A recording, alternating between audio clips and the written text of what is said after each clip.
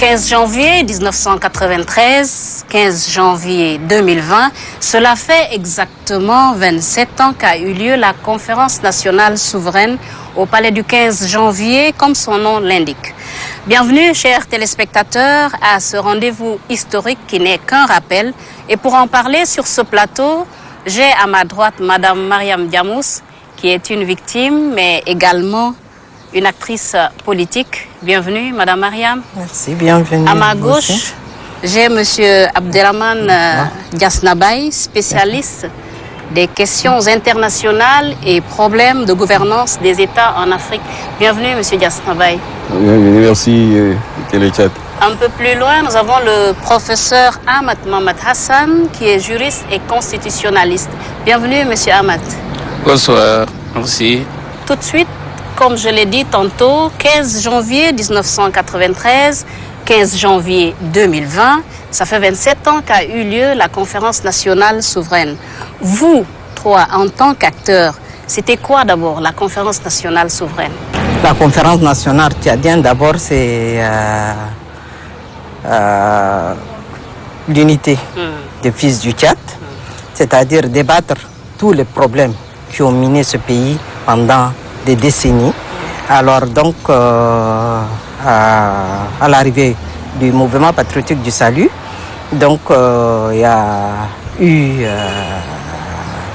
le discours du président de la République, président fondateur du mouvement patriotique du salut, qui a déclaré dans son discours du 4 décembre qu'il y aura la démocratie, la liberté, et puis la création des partis politiques, les multipartis. Alors donc, c'est ça qui a permis à la conférence nationale d'avoir lieu après la création du parti, pour vraiment unir le fils du Tchad. Ouais. Monsieur Diasnabaye, qu'en dites-vous? Bon, pour moi, la conférence nationale a été une rupture avec tous les systèmes auparavant, notamment du Sénabré. La dictature vraiment très, très dure, dont Madame est une des victimes, mais beaucoup de Tchadiens, on a vu les conséquences. Donc à partir de ce moment-là, effectivement, comme le président l'avait annoncé, ni or ni argent, la liberté. La liberté. Il faut maintenant, c'était vraiment le moment où on a annoncé les libertés. Liberté d'association, aujourd'hui il y en a une multitude, liberté des partis politiques, liberté de la presse, et toutes les libertés d'aller et venir, et vraiment ça a posé le jalon de notre actuelle démocratie. C'était la naissance de la démocratie actuelle. Professeur Ahmad, est-ce que vous avez jugé opportun l'organisation d'une conférence nationale souveraine pendant cette période? Merci madame. Le Tchad, notre pays indépendant en 1960, a connu beaucoup de mouvements sociopolitiques depuis la création de l'État et son affirmation en tant qu'État souverain dans le concert des nations. Nous avons connu des périodes sociopolitiques troublées jusqu'à l'arrivée du mouvement patriotique du salut en 1990, décembre 90, comme l'a rappelé Madame et Monsieur le ministre Diasnabaye, avec la conférence nationale souveraine, il y avait déjà eu l'entrée du Tchad dans le concert des nations ayant recouvré les libertés et la démocratie avec le sacrifice des hommes et des femmes qui ont pris les armes pour la liberté du peuple tchadien et leur dignité. Effectivement. Alors, la conférence, le Tchad n'était pas le premier pays à l'inaugurer. Il y avait le Bénin et le Niger qui nous avaient précédés dans cette rupture. C'était une sorte d'exercice consensuel, une sorte d'assemblée générale d'un échantillon des Tchadiens pour refaire le contrat social de vivre ensemble avec de nouvelles conditions de vie socio-politique. Il y avait déjà 3 années avant, puisque c'est en 90 que la déclaration du chef de l'État, le président du mouvement patriotique du salut, a annoncé le multipartisme politique, la liberté associative, la presse, les libertés individuelles en tant que telles. Il y avait déjà eu des jeunes partis créés, des associations de la presse, et ce sont ces acteurs-là qui étaient réunis, qu'on avait appelés les forces vives de la nation, qui devaient se retrouver selon les différents groupes sociopolitiques les chefferies, l'administration et autres, tous les pans de la société tchadienne devaient se retrouver. C'était presque 2000 participants qui devaient se retrouver pour discuter du devenir de leur pays en rupture avec l'autoritarisme qui a marqué l'exercice du pouvoir politique au Tchad depuis son indépendance et les négations des libertés. Et maintenant qu'avec la démocratie et la liberté retrouvée, c'était comme un bouchon qui a sauté d'une bouteille comprimée. Oui, pour permettre l'éclosion des libertés. Et maintenant, malgré l'éclosion des libertés, il était jugé nécessaire de se retrouver et de discuter les fondements, les points cardinaux devant conduire la destinée de ce peuple meurtri depuis plusieurs décennies déjà. Parlant effectivement de ces points cardinaux, quels étaient vraiment les objectifs de cette conférence nationale souveraine? Je disais tout à l'heure tantôt que la conférence devait débattre du nouveau contrat social devant régir la vie des Tchadiens. Effectivement. Au-delà de leur diversité politique, culturelle, religieuse et civilisationnelle, les Tchadiens ont le destin, depuis la colonisation, de vivre ensemble, qu'ils soient chrétiens, musulmans, nordistes, sudistes, parce que c'était des identités, des replis identitaires qui avaient encrané et crampé notre vie et notre avancée politique. On nous identifiait en nordistes, sudistes, musulmans, chrétiens depuis la guerre de 1979, du 12 février 1979. Et il y a eu beaucoup de mouvements. Et alors, avec la liberté retrouvée, comme je disais, il faut répéter toujours le sacrifice des hommes et des femmes qui ont payé de leur vie, certains de leur sang et de leur dignité. Cette liberté que nous avons. Et donc, nous avons aujourd'hui et que nous exerçons. Nous, moi-même personnellement, j'étais jeune greffier, président du syndicat des greffiers du Tchad, tout premier président remplaçant le défunt Dombal Djimbagé. Et donc, on était une fédération de la justice affiliée à l'Union syndicale du Tchad, l'UST, et on était parti comme par les associations et les syndicats et les groupes politiques, de l'autre côté les partis politiques, etc. Et nous y étions allés avec la nouvelle liberté recouvrée. On avait découvert le droit de parler, le droit de parler à haute voix, le droit de pleurer ses morts, qu'on n'avait pas il y a quelques années avant. D'exprimer librement ce qu'on pensait. Alors, on est allé et on participait. Alors, le premier débat était en fait la question sur la forme de l'État qui a pris 2 semaines de débat. Il y avait la question sur la langue, il y a langue, arabe, français, etc. La forme de l'État, comme je disais, la question des groupes de représentés au niveau du bureau, il y avait les tractations pour la formation du bureau, la tripartite. Il y avait beaucoup de choses que M. Diaznaba, étant un des grands acteurs, pourrait mieux expliquer que moi-même. Association à l'époque, nous on était 3 jeunes là, moi-même, il y avait Ali Abdurrahman Agar, il y avait Goukouni Abdurrahman Yahoub, et puis il y avait d'autres également, des jeunes. Pareil pour... Et puis, il y avait également Kemdelum Delphine, il y avait également Somté Delphine, etc. Il y avait plein de jeunes, Massalbaï Tenebaï. Il y avait vraiment, que je ne pourrais pas citer tout le monde, il y a beaucoup qui ont disparu, et on était allés et des débats sur la forme de l'État, pour moi, que je découvre maintenant en tant qu'enseignant-chercheur constitutionnaliste, c'était quoi? Les acteurs politiques comprenaient, parce qu'il y avait déjà dans le cadre de mes recherches politiques, avant qu'on y arrive, il y a eu beaucoup de conférences, la conférence de Doyaba en 1972, il y avait la conférence de Douguia en 1981, il y avait également la conférence de CSM en 1977, avant les accords de Khartoum entre le CCFAN et le CSM. Avant qu'on y arrive, professeur, effectivement, les questions de la souveraineté, de la conférence nationale souveraine et la mise en place même du présidium ont failli un tout petit peu gripper la conférence nationale souveraine. Monsieur Diaznaba, comment la CNS est arrivée à bout, effectivement, et quel était le rôle que chacun de vous a eu à jouer? D'autant plus que vous aussi, vous étiez acteur. Oui, acteur, en plus jeune. On venait d'arriver au Tchad. On découvrait, on ne se connaissait pas tous. Et bon, c'est dans la salle. Bon, il y en a qui on connaissait, mais tout le monde non. Il y a pas de ce moment-là, c'est vrai que chacun avait un centre d'intérêt. On voulait que cette conférence soit souveraine. Parce que c'était important de l'affirmer comme souveraine et que ces décisions qui vont sortir vont être applicables immédiatement. Bon, beaucoup de gens, il y a certains qui avaient comment on appelle, des réflexes encore de la dictature. Mais nous étions arrivés. On sortait juste de là. Donc, dans les débats, nous avons donc cherché à sortir de la salle pour aller, comme on dit, dans le couloir. Et finalement, nous avons eu l'arbitrage du président de la République actuelle, le président Idriss Déby Itno, qui a accepté. Lorsque nous sommes allés le voir, il a dit bon, cette conférence elle est souveraine. Vous décidez, moi j'applique. Effectivement. Et c'est comme ça que ça s'est passé, mais il y avait beaucoup de tensions. Ouais. Beaucoup de tensions, non seulement sur le titre de la souveraineté de cette conférence, De cette conférence, mais en même temps effectivement. sur la mise en place du présidium. Ouais. Parce qu'il y avait un présidium qui était avant. Et au moment de la conférence, les gens ont dit non, ce présidium qui était là avant, là, N'est non, on plus ne voulait valable. pas, Ouais. dirigé par l'ancien Premier ministre Koïbala. Donc les gens n'en voulaient pas et donc il fallait mettre une autre dans la salle.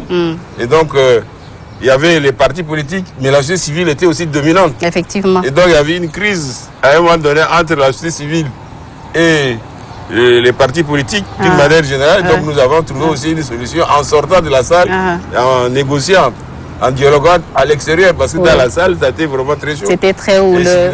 finalement, nous sommes arrivés dans la salle pour élire le président Maurice El Bongo, En son avec temps, oui. Youssouf Saleh Abbas qui l'a connu. Et puis ensuite, il y avait un arrangement pour faire en sorte que cette conférence, ces présidiums représentaient les différents Puisse groupes être, qui étaient dans la salle, y compris les chefferies, les jeunes, etc. Tout le monde était représenté, les femmes. Les tout le monde différentes était tendances. représenté.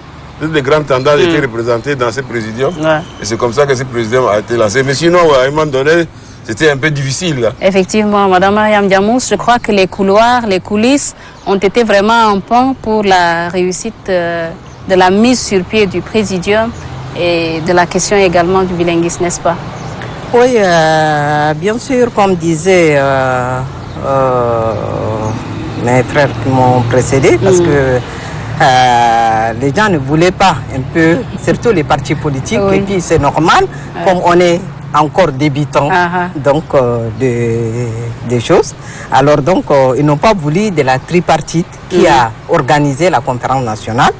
Donc ils n'ont pas voulu que pour faire adopter d'abord le règlement intérieur de la conférence nationale souveraine.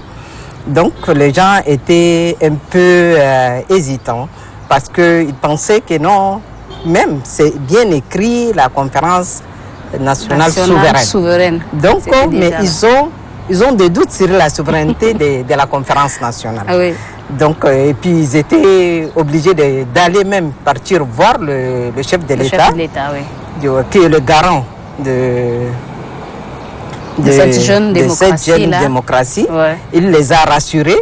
Alors donc, c'est après ça que on est venu dans la salle. Et les gens ont vraiment fait des concertations, les coulisses, parce que c'est des débutants, personne n'a pensé que ça va aboutir à quelque chose. Ouais. Et puis, on a pu quand même élire le défunt, le feu Adou Maurice El Bongo. Un grand frère, il était le sage, il a beaucoup d'expérience, donc et puis tout le monde avait confiance en lui. Oui. Donc on l'a eu lui, suivi de Youssouf Saleh Abbas. Parmi les femmes, il y avait Madame Garbatina Soukat, il y avait Ashta Toné, je pense Ashta Toné aussi. Alors donc oui, Ashta Gosengar. Oui. Et puis nous en ce temps, moi je faisais le 2.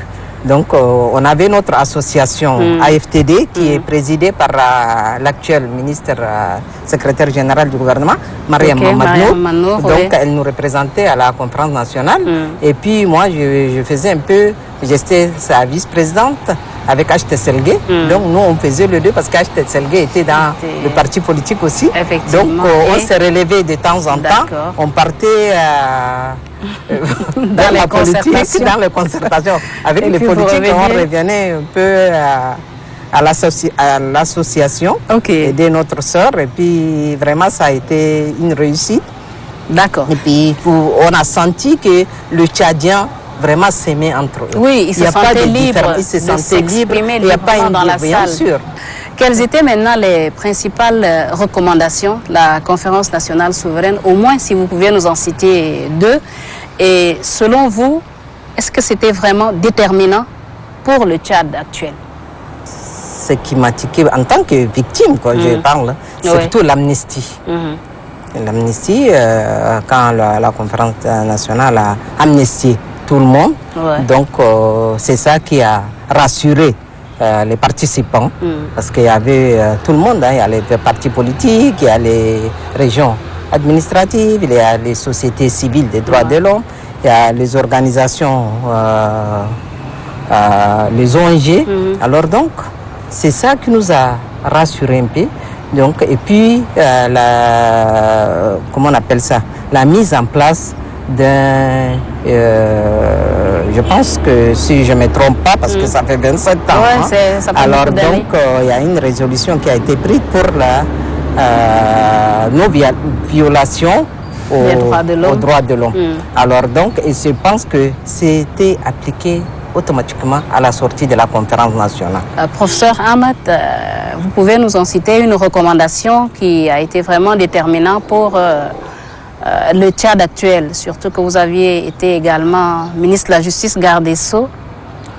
Madame, la question la plus importante que je dirais pour le devenir de notre pays, et maintenant nous venons de le reprendre dans le cadre de la 4e République, c'est surtout la forme de l'État. Oui. La question de la forme de l'État était, je vous disais tantôt que c'est une question qui nous avait retenu 2 semaines de débat au niveau de la conférence nationale souveraine, entre 3 groupes, le groupe qui préférait la fédération, le groupe qui proposait la construction et la consolidation de l'État central qui a été déjà assez affaibli, c'était déjà en chantier à son indépendance, mais qu'il n'y avait pas le temps de s'affirmer en tant qu'État avec ses structures parce qu'il était secoué par les différents politico-militaires que nous avons connus, les événements depuis la fondation du Frolina en 66, depuis les événements de Forlami de 1963, avec la modification de la Constitution de 1962 qui avait interdit le multipartisme politique naissant. Il y avait eu la dictature, l'autoritarisme, la dévolution du pouvoir se faisait par la force et l'autoritarisme était la règle que nous avons habitué le monde. Alors, la question était de vivre dans quelles conditions. Certains se sentaient exclus de la gestion de la chose politique, d'autres se sentaient comprimés, d'autres se sentaient écartés. Alors il fallait trouver un mécanisme d'organisation du pouvoir et de l'État dans le cadre de la répartition du pouvoir du niveau central vers le niveau périphérique qui permettrait à chacun de se sentir associé. Et donc le mot consensus avait été inventé à cette époque-là, je dirais le consensus entre les différents groupes. Et par consensus, on avait choisi ce qu'on appelait la décentralisation, qui consistait à mettre des collectivités territoriales en place. On avait choisi 4 niveaux. Les communautés rurales au niveau cantonal et villageois.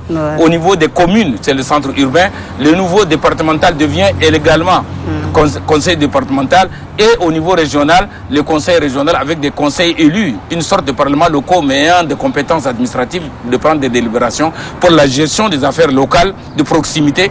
Et au niveau central, l'État reste régulateur et c'est à lui de transférer les compétences du niveau central au niveau périphérique et les ressources également. Nous venons de le reprendre.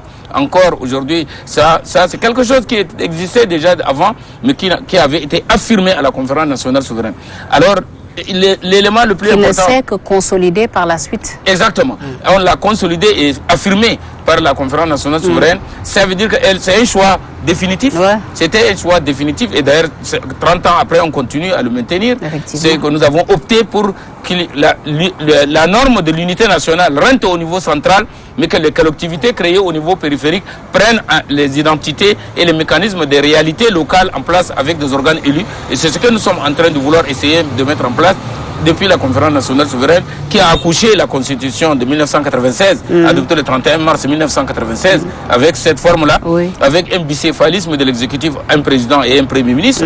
Et on avait même prévu un bicéphalisme parlementaire, donc avec un futur Sénat et autres. Alors, c'était des structures institutionnelles nouvelles qui devaient refléter le Tchad nouveau, avec ses contradictions, ses diversités. Et on avait avancé jusqu'à nos jours. Il y a également l'officialisation de la langue arabe comme effectivement, langue officielle. Ce n'est pas seulement la forme de l'État, mais également le bilinguisme a fait partie d'un débat très houleux pendant la conférence nationale souveraine. Le problème est le suivant. Le Tchad est marqué par les identités. Un groupe, c'est pas le sud et le nord, c'est pas seulement des groupes géographiques, mais c'est des groupes politiques identitaires identifiés à des gens, à un groupe de gens donnés. C'est comme si les sudistes n'étaient que chrétiens et animistes et ayant la propriété. C'est comme ils ont une culture négro-africaine. Et de l'autre côté, le groupe du centre et du nord, la culture arabo-musulmane. Et alors l'arabe était perçu c'était d'abord une revendication du Frulina et elle était perçue comme la langue devant véhiculer l'islam. Oui, devant véhiculer l'islam, c'était pas perçu dans sa scientificité comme langue universelle de la science et de la culture. Et on oublie seulement qu'il y a un grand pan de la communauté tchadienne qui est arabe. Et donc, il y a cette situation qui est là. Et le débat était très houleux, très houleux. Et je me rappelais de débats très houleux. Le président Goukouni avait pris la parole. Il y avait, je me rappelle, il y avait le défunt Abdraman Hamdan qui avait également pris la parole. Non seulement, mais il y a aussi l'ex-ministre de la Communication, Mamadi Sène. Tout à fait. Le général Kamougé, lors du vote, un lapsus du défunt Marabi Julien disait qu'il fallait voter à main armée. Alors les gens disent voter à main levée. C'est lapsus. Alors ça a amené le général Kamougé à dire on a peur de personne ici. Et donc c'était des débats très houleux. Et donc il y avait également le médecin Jacques Baroum.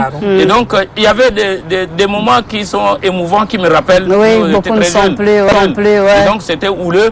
Et c'était en fait un débat du vivre ensemble dans le respect des dignités et des libertés des uns et des autres en respectant leur identité et leur langue et leur culture. Ouais. Donc c'était ces débats-là. C'était vraiment des débats très houleux. Très houleux. Mais après, il y a quelque chose que le ministre Diasnaba vient de citer et la sœur Mariam vient de citer. Quel que soit le conflit que les Tchadiens ont eu, personne n'a eu la volonté de demander la sécession. Pas du tout. Personne. Malgré tous les moments chauds que nous avons connus, la guerre de 79, identifiée comme guerre nord-sud musulman-chrétien, la guerre de 1980, Goukouni, Guissène Abré, les différentes tendances politico-militaires et avec les tendances, avec des identités ethniques, personne n'a demandé, malgré le comité permanent créé par Kamougé Amoundou, avec tout le FAP, les FAN, le FAO de Aboubakar pour les gens du lac et du Canem, personne n'a demandé l'autodétermination. Mais il faut reconnaître les Tchadiens ont toujours eu la volonté de vivre ensemble. Ont été vraiment en plus dans cette réconciliation-là. Oui, les coulisses c'était un problème de rapport de force. Voilà, tout ce qui se disait dans la salle. C'était un rapport de force parce que il y a des gens qui se sont sacrifiés pour apporter la démocratie et la liberté et d'autres qui disent c'est pas ça parce que vous allez nous comprimer. Donc c'est pas parce que vous nous avez apporté la démocratie et la liberté que vous allez nous comprimer. Nous sommes aussi des Tchadiens. Ici la démocratie est universelle et que vous devez sacrifier. On reconnaît, mais la conférence ailleurs est souveraine. La question de la souveraineté, comme l'a évoqué tout à l'heure, avait pris du temps. Alors, mais la souveraineté ne veut pas dire qu'il faut ne pas reconnaître le pouvoir en place. Et voilà, ce consensus était entre la confirmation de l'autorité du président Déby et du pouvoir en place et avec une conférence qui devait être une sorte d'assemblée générale de champions des Tchadiens pour pouvoir définir les nouveaux axes de vivre ensemble. Aujourd'hui, M. Diasnabaye, est-ce que vous pensez que les questions ont été bien posées et aident au vivre ensemble des Tchadiens? Oui, en effet, c'est-à-dire que la question qui a été en débat, en plus de ce qui a été dit par les panélistes ici, c'était la question de la liberté. Bien sûr, les gens sont exprimés vraiment en toute franchise. En toute franchise, mais ils sont restés fraternels. Chacun, comme on l'a dit, personne ne voulait rompre. Quand on allait en coulisses, il y avait des discussions, des négociations, on revenait dans la salle, la température baissait aussi. Mais ce qui m'apparaît aussi important et qu'on vit encore aujourd'hui, c'est d'un côté le multipartisme intégral. Jusqu'à présent, ça a été décidé. Il y avait déjà les germes. Avant 1993, il y avait quelques partis, mais ça a été affirmé avec beaucoup de force. Et là aussi, la multitude de la société civile, il y a des associations qui sont créées. Il y a beaucoup d'associations. Aujourd'hui, il y en a plus de 5000. Qui exercent d'ailleurs... Dans tous les domaines. Pourquoi? Parce que la lutte contre la dictature, ce n'est pas seulement les armes. Mais aujourd'hui, nous avons sur le terrain, nous avons sur place des organisations syndicales, des associations de société civile, des jeunes, des femmes, des groupements professionnels, des partis politiques qui permettent la résistance, si c'est nécessaire, contre la dictature. Et le fait que les gens puissent parler, lorsqu'il y a un problème, les gens parlent, c'est ça qui est sorti de ça et les gens restent quand même malgré tout. Ils sont attachés à cette réalité-là qui fait des Tchadiens, qui chacun a sa façon de penser, a sa façon de manière de lutter, mais restent attachés au Tchad et personne n'est contre l'unité du Tchad. C'est ça qui fait que, malgré tout, aujourd'hui nous vivons une paix, mais une paix relative, mais la paix est là. Elle est là, Personne ne veut qu'on connaisse encore les affres de la guerre, on a vu chacun, tout le monde rejette. Parce que les gens veulent bien garder cette liberté de ton, liberté de parler, liberté d'aller et venir et dire ce qu'ils pensent sans pour autant être amenés à aller vers la guerre. Parlant des affres également de la guerre, des engagements forts ont été pris pendant la conférence nationale souveraine. Des armes même ont été brûlées. Les Tchadiens avaient décidé de ne plus avoir recours aux armes. Mais un peu plus tard, ils ont eu encore recours aux armes. Pourquoi cela? Il faut dire que nous sommes dans un système ouvert où quand même l'essentiel des Tchadiens, la majorité, l'écrasante majorité ne veut pas de la guerre. Ouais. Mais c'est vrai, quelques-uns qui restent encore dans cette dynamique de la guerre depuis 1963 jusqu'à la conférence.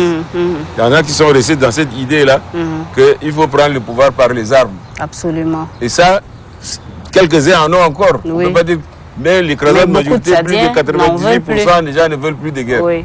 Mais les 2% là, de ceux-là qui sont encore, mais avec le temps que nous faisons, ils vont être digérés. Bien sûr. Vous voyez qu'aujourd'hui, sur le plan mondial, l'environnement n'est plus à la prise de pouvoir par les armes. Pas du tout. C'est combattu ici, c'est combattu par les Tchadiens d'une manière générale, c'est combattu par les organisations internationales, l'Union africaine, l'Union européenne, les Nations unies.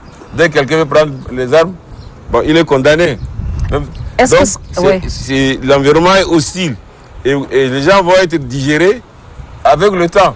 Ils vont comprendre que ça ne sert à rien, qu'il faut venir dialoguer, il y a une ouverture, il y a une liberté, et qu'il faut accepter de débattre, de dialoguer, que de dire je vais prendre les armes et venir prendre le pouvoir, parce que ce n'est plus faisable et ce n'est plus acceptable aujourd'hui. Est-ce que ça ne veut pas dire... Oui, mais est-ce que ça ne veut pas dire aussi tout simplement qu'il y a quelque chose qui n'a pas marché en son temps?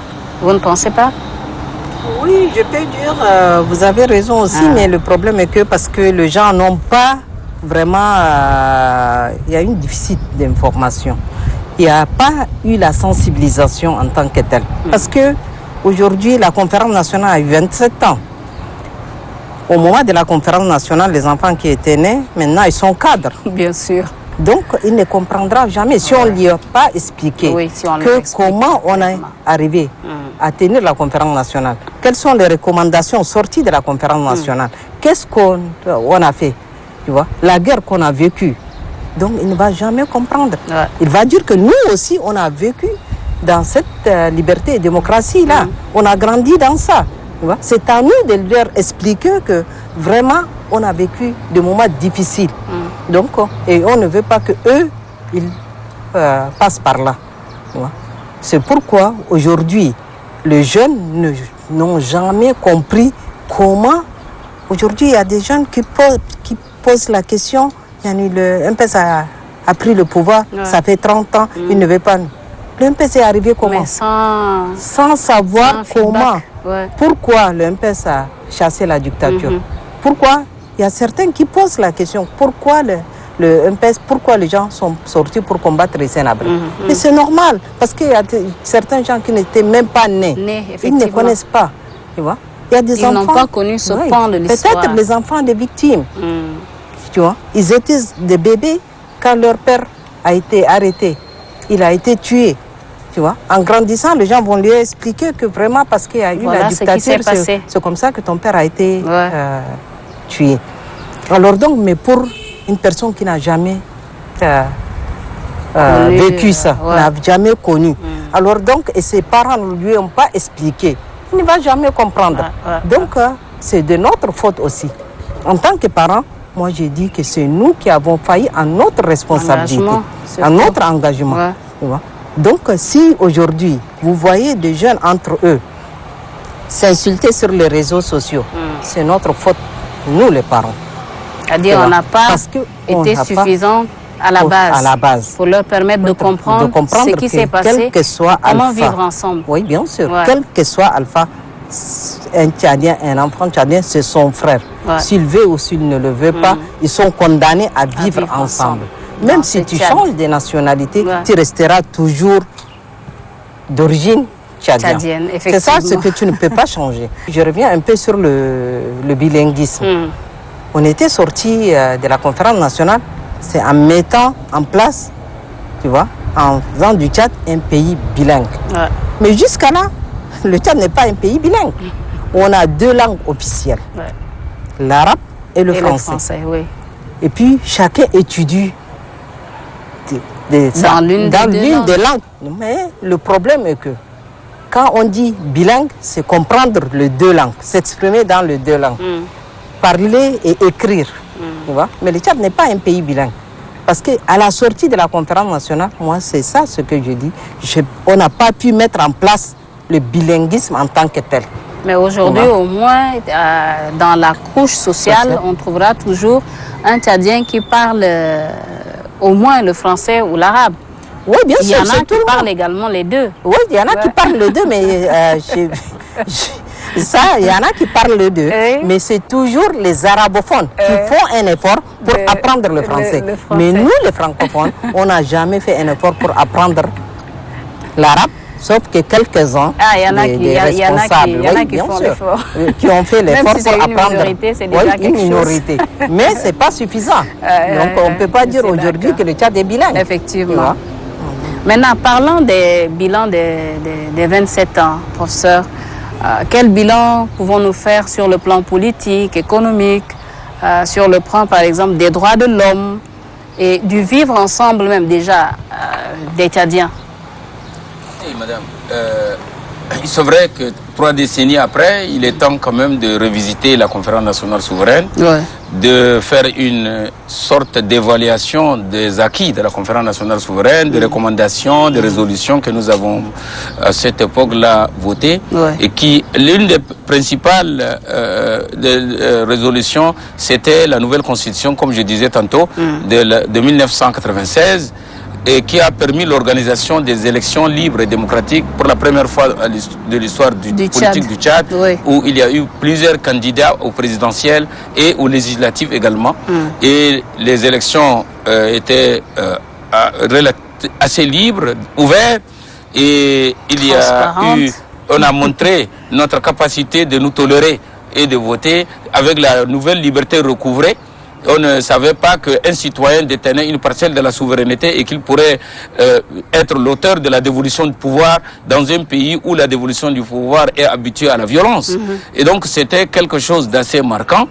Et vous disiez tantôt pourquoi les gens continuent à aller en rébellion malgré qu'on avait à l'époque brûlé les armes. Je me rappelle le président Goukouni, un ancien rebelle du Frolina, avec le président Idriss Déby, un arrivé de la démocratie, lui-même déclarant de la je vous apporte ni or ni argent, mais c'est la liberté. Et un jeune de la société civile, le docteur Ali Abdourahmane Agar, brûlait des armes comme symbole dans le palais du 15 janvier. Au passage, il faut dire, c'est le président Déby qui avait proposé aux délégués que ce palais, le palais chinois, on appelait le palais du peuple. Non, ça serait appelé le palais du 15 janvier pour se consacrer, justement, marquer l'histoire sociopolitique du Tchad et l'événement qu'il y a eu dans cette salle nouvellement construite par la République populaire de Chine pour le Tchad. Et donc nous l'avons inauguré avec ce grand événement. Alors, les gens ne croient pas à la dévolution du pouvoir par les élections. C'est ce manque de confiance à la dévolution du pouvoir pacifique qui fait que les gens reprennent les armes, ils le revont. Mais alors, on a dépassé cette période de la violence. Malheureusement, c'est la tolérance qu'il faut plutôt. La tolérance. Et j'ai constaté que la gestion des équilibres dans le pouvoir et le consensus et l'association. Regardez la composition du Parlement avec plusieurs couleurs, avec les élections. Les élections à majorité proportionnelle, où il y a même des partis politiques représentés en ce moment à l'Assemblée nationale. Regardez les premières élections locales que nous avons organisées, notamment les élections communales. Nous n'avons expérimenté la décentralisation qu'en 2012, après les élections présidentielles et législatives. Alors, vous voyez, nous avons plusieurs candidats, il y a eu des contestations, il y a des organes judiciaires qui ont été saisis pour la contestation de tel candidat élu ou tel autre candidat. C'est un exercice qui est totalement impensable au Tchad depuis son indépendance. C'est quand même quelque chose que nous autres, ça nous aide dans le cadre de nos recherches scientifiques et dans nos enseignements à nos étudiants pour les recherches de thèse et autres ou de master. Ce qui permet à ce que ce forum, cet important forum, reste un des éléments importants de la vie sociopolitique du Tchad. Et la nouvelle constitution de la 4e République, elle est seulement une sorte de revisiter les acquis de la conférence nationale souveraine qui s'était matérialisée par la Constitution de 96, et donc la révisiter et tenir compte de l'évolution et de l'évolution du Tchad en associant, en inventant d'autres mécanismes de prise en compte, enraciner la construction de l'État, de vivre ensemble en puisant dans nos ressources locales et culturelles, notamment les chefferies et autres. Est-ce à dire que les droits de l'homme se portent mieux aujourd'hui qu'à la conférence nationale souveraine? Il y a une chose que vous devez savoir. Ouais. Je disais tantôt que le bouchon avait sauté à l'époque. La question, c'était quelqu'un qui est comprimé depuis plusieurs décennies et avec une dictature sanguinaire de la veille, et il se retrouve avec le droit de pleurer même ses morts, se retrouve dans le droit de contester, de dire non, on m'a violé, dire non, on m'a arrêté. Visiblement. C'était avec, des fois on exagérait, on dépassait même les limites de la retenue de la liberté des autres. On était dans les abus, nous autres syndicalistes, avec les autres. Et puis c'était des associations de dénonciation et de revendication. C'était pas seulement de promotion et de formation. Or, on était démunis des éléments de la démocratie et de la revendication légale. Tout le monde était victime et tout le monde était coupable. On se regardait comme ça. Aujourd'hui, c'est une autre forme de revendication, de la construction, de la formation. Le contexte a changé. Se fait dans les normes. Décennies. Oui. Il faut toujours revenir sur cela. C'est quand même 3 décennies. Et ça, c'est quelque chose qu'on pourrait revisiter pour dire oui, toutes les modifications que nous avons connues de la Constitution en 2005 et après, maintenant la 4e République, personne n'a touché aux fondamentaux du Tchad et de la République. Non, la laïcité, la question des droits de l'homme, le multipartisme, les libertés, c'est resté. C'est resté, c'est réaffirmé en plus. Et donc, c'est maintenant, dans la pratique et dans l'évolution des revendications, il faut aller une évolution. On ne change pas d'un jour à l'autre pour devenir la liberté des États-Unis ou la liberté française. Mais là encore, chaque pays a son contexte et c'est quoi. Donc, c'est des choses qu'il faut regarder avec sagesse et avec un peu de prudence. Effectivement. Voilà. Est-ce que c'est pas parce que, M. Diasnabaye, les conclusions de la conférence nationale souveraine ne sont pas arrivées à régler certains problèmes que le Forum national inclusif a eu lieu? Non, pas forcément, parce que ça a mis du temps. Le forum, il y a 2 ans, maintenant. La conférence, à l'époque, ça a duré déjà 27 ans aujourd'hui, 25 ans à l'époque. Il y avait une évolution de la société. Et qu'il faut adapter nos institutions par rapport à nos réalités d'aujourd'hui, qui ne sont plus les réalités de 93. Donc c'est par rapport à ça que ce forum a été mis en place, en tout cas a été inspiré, a été travaillé, et puis à la fin, ils sont sortis des institutions dont on peut en reparler bientôt, puisque c'est annoncé par le chef d'État lui-même, et tous les 2 ans, on doit les revisiter. C'est ce qui nous a conduit à la 4e République. À la 4e République aujourd'hui. Et donc, les grandes décisions qui sont prises à la conférence nationale sont là. À l'époque, c'est l'État qui organise, c'est le gouvernement qui organisait les élections. Maintenant, il y a un organe qu'on appelle en droit un organe sui generis, qui est la CENI, qui ne dépend pas de l'État, qui ne dépend pas directement, en tout cas, du gouvernement, et qui organise. Que le pouvoir public a donné mandat à cette organisation de le faire. C'est aussi une forme de liberté qui est adaptée à nos réalités d'aujourd'hui. Personne ne peut maintenant dire non, il faut remettre ça à l'État, parce que personne n'en voudra. Effectivement. Donc, par rapport à ça, vous avez soulevé la question des droits de l'homme. Le droit de l'homme, c'est un processus.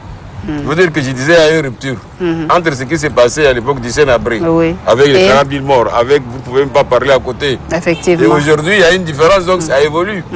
Donc c'est un processus qui évolue avec ces réalités aussi.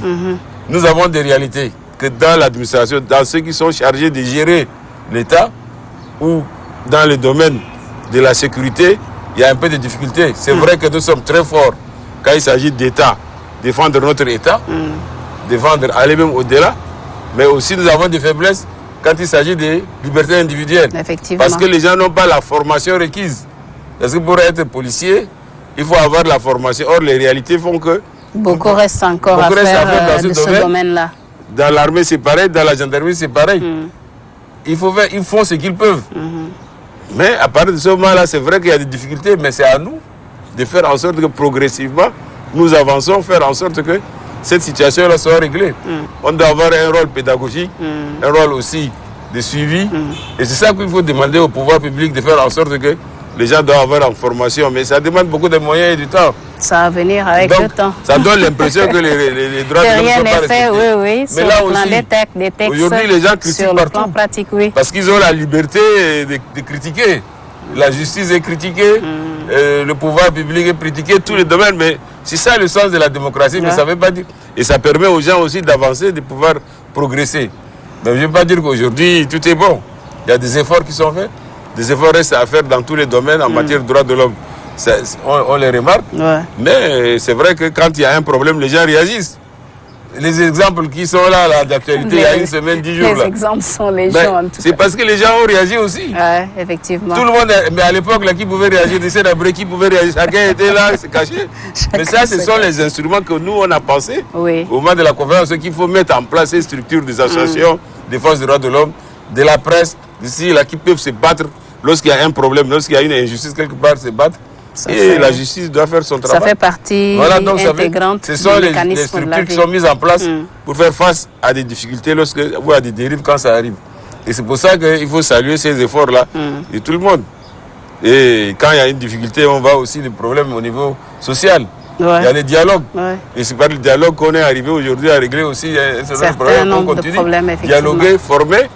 Et tout ça permet de faire avancer la société et d'être encore plus juste de plus en plus. Parce qu'on a dit tout à l'heure, que ce soit ailleurs, dans le monde occidental, on voit tous les jours, il y a des effectivement, ce n'est il y a pas des dérives aussi. Donc nous aussi, nous venons d'arriver. Notre démocratie est jeune. Le combat pour la liberté est encore un combat jeune. Les gens qui gèrent ces structures, le plus souvent, sont des jeunes qui manquent aussi d'expérience, mais qui sont passionnés et qui, des fois, ils outrepassent aussi la limite. Effectivement. Mais bon, ils aussi vont apprendre comme les autres, comme on dit dans le domaine de la sécurité. Eux aussi, les jeunes, là, ils vont apprendre à être plus modestes avec le temps. Vous aviez été tous les trois acteurs de la conférence nationale souveraine. Quel est le sentiment qui vous anime aujourd'hui? Avec du recul, 27 ans, quel est le sentiment qui vous anime? Vraiment. Avec les souvenirs, tout ce qui va avec. C'est difficile à exprimer. C'est difficile à exprimer, c'est vraiment émotionnel, c'est difficile à exprimer parce que à la conférence nationale, on a passé 3 mois. Mais 3 mois, quand on a dit demain c'est la clôture, c'était comme 3 jours. Les gens pleuraient. Tu vois, pleuraient parce qu'on va se séparer. Tu vois. Donc on ne va pas se séparer parce que les gens ne voyagent pas. Mais on se retrouvait chaque matin, on était resté jusqu'à 4 heures du matin, jusqu'à 3 heures du matin, 4 heures du matin, et lors des élections du présidium. On était jusqu'au petit matin, jusqu'à 5 heures du matin, pour finir tous les bureaux, les élections de tous les membres du bureau. Alors donc, et se séparer subitement comme ça, donc ça a été un peu difficile pour nous.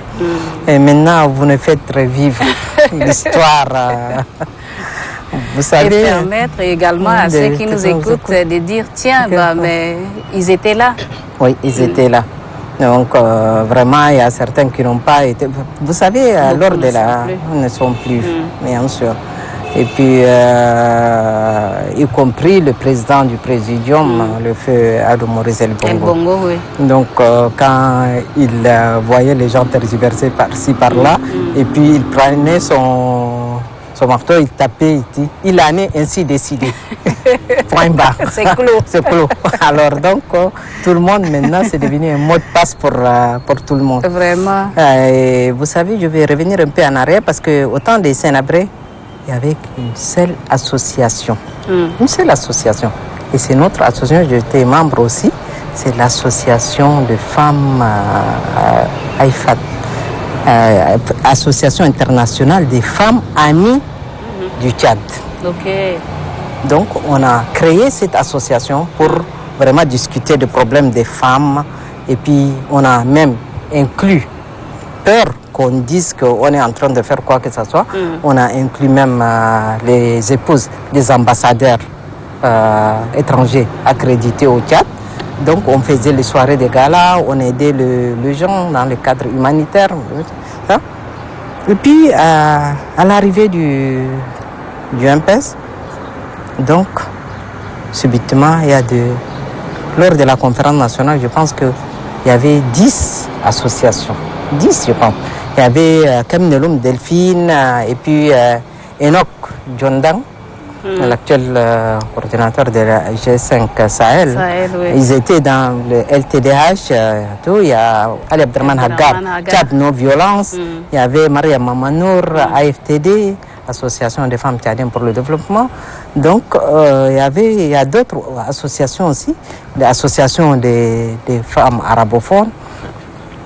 Alors, donc, c'était une liberté que les gens n'avaient pas avant. N'avaient pas avant. Oui. Alors donc, et puis il y avait seulement 30 quelques partis politiques.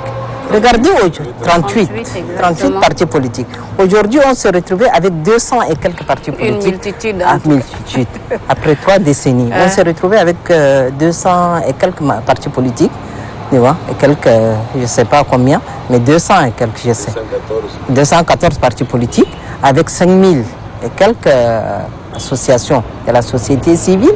Alors donc, c'est ça l'avantage de la liberté et de la démocratie. Donc on peut dire que vraiment la conférence nationale nous a permis quand même de se retrouver, de consolider cette liberté et démocratie de 1990. Avant de finir avec le professeur, je reviens à M. Diasnabaye. Quel est votre sentiment aujourd'hui? Mon sentiment est que nous sommes dans le prolongement de la conférence nationale. Le forum n'a fait que essayer de revoir. Mais d'une manière générale, la dynamique de la conférence nationale, elle est restée dans toute cette dimension. Tout ce qui a été prévu aujourd'hui, les gens sont là, même si on a révisé la Constitution de 96 pour enlever la primature. Mais l'essentiel, le fait démocratique est là. L'État républicain est là. L'État décentralisé est là. Et le multipartisme, les associations, et tout ça existe. Et ça fonctionne. Et la presse a pris encore une dimension supplémentaire avec les moyens techniques colossaux qui sont arrivés aujourd'hui. Donc ça dépasse avec les réseaux sociaux. C'est-à-dire que c'est les débats qu'on avait à l'époque où c'était à travers des journaux et la radio. Maintenant, c'est passé des débats démocratiques. De quoi voir les gens dépasser les limites, mais c'est dans les réseaux sociaux. Donc, aujourd'hui, tout est transparent. Vous ne pouvez pas prendre quelque chose et puis décider en cachette. Mais en même temps, bon, les gens, quand même, il y a des structures qui existent, juridiques qui existent, qui protègent. Même qui canalisent. Même si les gens ont des excès. Mais ça existe des excès, mais en même temps, ça protège ceux qui utilisent ces moyens de communication-là, de continuer, même si de temps en temps, ils sortent de l'ordinaire, qu'il y a des difficultés. Et c'est normal en démocratie, lorsque vous créez un problème à quelqu'un, un préjudice, c'est lui qui subit le préjudice, a le droit aussi de demander réparation, etc. Des sanctions. Donc c'est un débat maintenant au niveau de la justice. Mais d'une manière générale, les textes sont bons. La question, c'est l'application. Et au niveau des hommes et des femmes, là, on peut avoir des problèmes parce que là, il manque de formation complémentaire, même ceux qui sont sortis il y a quelques années. Aujourd'hui, il n'y a plus de comment on appelle, on repart plus les formés. Il y a aussi un problème d'intégrité, de rigueur dans la gestion des affaires. Et donc ça pose problème. C'est-à-dire au niveau des hommes et des femmes, là, les débats doivent être tournés vers les ressources humaines.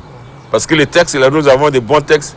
Maintenant, vers les ressources humaines, comme on prenne au niveau de la justice, qu'on prenne au niveau de la presse, au niveau de l'administration. Oui, la pratique est tout autre chose. Que ce soit au niveau des hommes, des femmes, des opérateurs économiques, tout ça, il y a des problèmes. Donc c'est vers cette direction maintenant qu'il faut réorienter vraiment l'effort de l'État de façon à ce que les gens puissent être conscients et agir dans l'intérêt de tous et l'intérêt général qui doit l'emporter sur l'intérêt particulier. Professeur Ahmad, quel héritage laisseriez-vous aujourd'hui à la génération qui n'a pas vécu cette période de la conférence nationale souveraine des fils et filles du Tchad? Écoutez, madame, particulièrement, moi, la conférence fait partie de ma vie. Pour la simple raison, j'étais un jeune diplômé fraîchement sorti de l'ENAM, devenu ENAM avec la réforme de 1986. Et j'étais de la première promotion de l'ENAM. jeune fonctionnaire ayant découvert la vie active, je découvre en même temps la vie associative avec l'Union des syndicats du Tchad et la liberté. Et je deviens acteur et participant à la conférence, secrétaire du bureau de vote pour les élections du présidium et des premiers ministres de transition, et membre du Parlement de transition devant être l'organe de contrôle de la mise en place du cahier des charges de la conférence nationale souveraine, président de la commission des droits de l'homme, liberté et communication du CST, ayant mis en place tous les textes du régime de la presse et de la communication, le premier bureau du HCC au Conseil de la communication de l'époque, avec Bialoum Touadé et autres, Mohamed Sen et autres qui étaient là. Et aujourd'hui, je deviens professeur de droit public et sciences politiques, doyen d'université et en même temps professeur international et garde des Sceaux.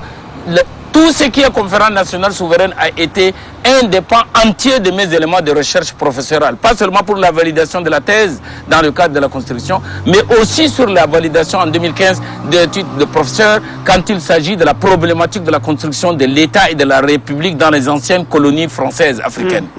Et donc, j'avais pris l'exemple du cas du Tchad, par rapport à la construction du vivre ensemble et des États solides régis par des textes fondateurs et des contrats sociaux, et un contrat social solide. L'exemple du Mali avec le nord arabe Touareg et avec les Bambara qui sont plus proches du Burkina, mais les Touaregs plus proches de l'Algérie, la problématique des djihadistes pour lesquels le Tchad a sacrifié du sang pour recouvrer l'intégrité territoriale du Mali, et la problématique du Cameroun, du Sud avec Bamenda, qui demande l'autodétermination parce que c'est plus proche du Nigeria anglophone plutôt que du nord français, qui, au passage, disons, allemand d'abord, avant la guerre, la Deuxième Guerre mondiale, c'était allemand jusqu'au Mayukebi du Tchad, était allemand d'abord. Et donc, ça m'a permis de pousser les recherches professorales dans la problématique du droit public et des sciences politiques pour comprendre comment en Afrique puiser des traditions, des cultures, des religions, de la vivacité africaine pour que l'État occidental importé puisse être approprié par la société africaine. Et que permettre aux nouveaux Africains ayant pris des instruments d'éducation, de la technologie avancée, une jeunesse qui est maintenant, je veux dire, elle est agencée, elle est branchée, comme le terme que les jeunes emploient, branchée dans le cadre de la problématique informatique et autres. Le monde est devenu petit, mais il faut construire des institutions solides. Et donc, sur des bases solides. La conférence nationale m'a beaucoup aidé à plonger dans le cadre de mes recherches dans les archives de l'Afrique d'outre-mer à Aix-en-Provence et notamment à Marseille, dans les archives qui sont la propriété en réalité de l'Afrique, mais qui ne leur a pas réclamé. Mais c'est devenu l'histoire de la France coloniale et avec nos identités. C'est là-bas que j'ai appris ce que c'est que la composition ethnique et clanique de la Tandjilé, du Mayukebi, du Wadaï, du Bata et du pays Sahara. Quand je dis le pays Sahara, c'est-à-dire le groupe Ngambay, Gor, Laka, Majingai, Goulei et autres, Kaba et autres, c'est des choses où à la Tandjilé avec les Marba, les Lélé, les Nanchere, les Besmé, les Mesmé, etc., etc. Je ne vais pas vous faire ce cours de sciences politiques ici, mais donc j'ai dit, la conférence était ma vie, et je disais à mes enfants, et à ma fille aînée qui est fonctionnaire aujourd'hui avec 4 enfants. Et c'est pour ça que c'est important qu'ils comprennent d'où est venu. D'où nous sommes venus et la conférence nationale c'est quoi. Et au passage, on avait oublié tout à l'heure. Pendant la conférence, il y avait des représentants des politico-militaires. Le défunt Lao Kamberde était là. Bardé était là à la conférence nationale souveraine. Farfa Vea, il était là. Et puis il craignait pour sa vie. Mais il était là. Et donc il y avait Lao Kambedar, actuel maire de Moundou, qui était un de nos aînés du lycée Félix Éboué à la guerre de 1919. Nous, on était des jeunes. Il y avait le secrétaire général du mouvement patriotique, c'est Zembada, au lycée Félix Éboué et autres. Donc, c'était des choses qu'il faudrait. Bon, vous me posez la question en tant que chercheur. Ne vous pressez pas, je ne peux pas mourir, partir avec toute cette histoire sociopolitique pour ne pas écrire quelque chose pour la jeunesse, pour la génération. Et donc, je le fais déjà dans mes enseignements, et il faut que je le fasse également dans les témoignages écrits en tant qu'acteur, pas seulement en tant que chercheur, pour que, et quand j'étais garde des Sceaux, j'ai découvert l'ancien greffier, devenu magistrat, devenu directeur de la législation, DG de la justice et ministre de la justice, c'était autre chose que l'universitaire militaire qui arrive aux commandes du ministère de la Justice. C'était autre chose, praticiens et théoriciens. Oui. Et donc, la plupart des lois, on les avait votées à la conférence nationale souveraine, qui sont des résolutions qui sont devenues des lois. La loi sur le régime de la presse, on s'était inspiré de la loi sur le Niger, sur la communication, le Haut Conseil de la communication. On était allé au Bénin pour le comprendre. Donc c'est des choses qu'il faudrait qu'on restitue à la nouvelle génération et engager des chercheurs. Il y a 3 jeunes Tchadiens qui font leur thèse de doctorat avec moi et un Camerounais. Ils sont en train de faire sur la problématique par exemple de l'État, l'autre sur la problématique du foncier et de la terre. Et donc il n'y a pas que la question du conflit agriculteur-éleveur. Ouais. Ça c'est la partie visible de l'iceberg. Mais c'est un problème de migration des hommes et des femmes vers des zones plus fertiles. Et donc c'est un conflit de 2 acteurs indissociables pour l'accès aux ressources naturelles. Avant de conclure, c'est quelque chose d'assez important. Oui, avant de conclure, professeur, peut-être que vous l'avez oublié, je vais rappeler ça au ministre Diasnabaye. Ce qui l'a motivé, avant de conclure, ce qui l'a motivé à postuler au poste de Premier ministre en son temps. Vous vous rappelez encore? Oui, je me rappelle très bien. C'est-à-dire qu'est-ce qui m'a motivé, mais parce que j'avais des convictions fortes. Oui. Et il faut dire, la conférence nationale, là, elle n'est pas venue seulement au moment. Ouais. Nous, on était à l'extérieur. Ouais. Et on a travaillé partout. Effectivement. On a aussi mené le combat contre Hissène Habré, contre la dictature. Où à l'époque, on nous traitait des apatrides.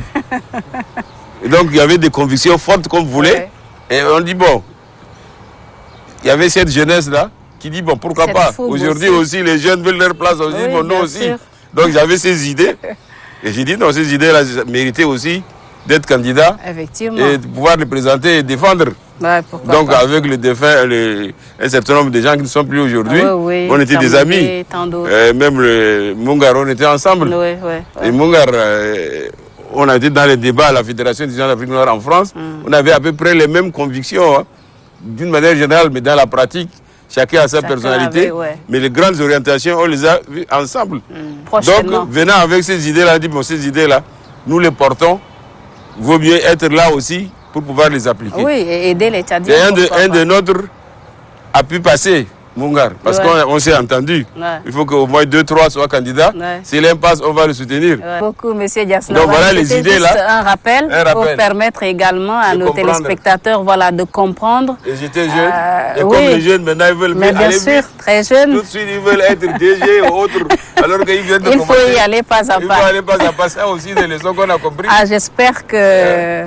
Il faut d'abord maîtriser les fondations avant de monter. Mais si vous n'avez pas les fondations là, vous avez un directeur qui n'a jamais travaillé dans le terrain, qui n'a pas fait ce qu'ils sont en train de faire là. Mais il ne va pas comprendre pourquoi. Il ne peut pas comprendre. Donc c'est nécessaire de commencer en bas et d'aller progressivement vers là-haut avec des fondations solides. Voilà ce que je veux dire. Merci beaucoup, professeur Ahmad. Merci à M. Diasnabaye. Merci également à Mme Mariam Diamous de nous avoir offert de nous donner toutes ces explications. Mesdames, Messieurs, c'était là un rappel de la conférence nationale souveraine 15 janvier 1993, 15 janvier 2020, des acteurs qui ont vécu cette période. Merci, chers invités, d'avoir éclairé surtout nos lanternes et à très bientôt. Au revoir.